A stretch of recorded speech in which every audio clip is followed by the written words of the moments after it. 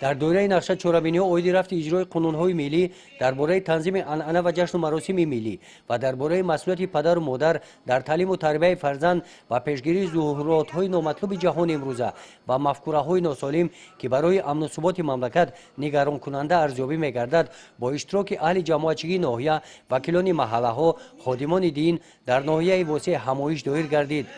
ملاقات مذکور در دوره چهاربینی‌های کمیته اجرایی حزب خلقی دموکراتیک تاجیکستان گذرانیده شده کارمندان مقامات‌های حفظ حقوق شعبه ریاست وزارت عدلیه جمهوری تاجیکستان رئیسان جماعت‌های دهات نمایندگان کمیته اجرایی حزب خلقی دموکراتیک تاجیکستان در برآمدهای خود از جوانان دعوت به عمل آوردند که به هر گونه مفکوره‌های ناسالم پیروی نکنند.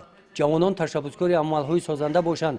باعث سرفرازی است که جوانان با رنگ و ناموس و با اراده ما همچون نیروی سازنده در معرکه‌های مهم دولتی و جمعیتی فعالانه اشتراک کرده در کارهای آبادانی و بنیادکاری حصه سزاوار گذاشته ایستاده‌اند. قید گردید که در شرایط جهانی پرحوادث معاصر بسیار مهم است که جوانان ما فریفته تبلیغات نیروهای افراطگرایی دینی و بدخواهان ملت تاجیک نگردند.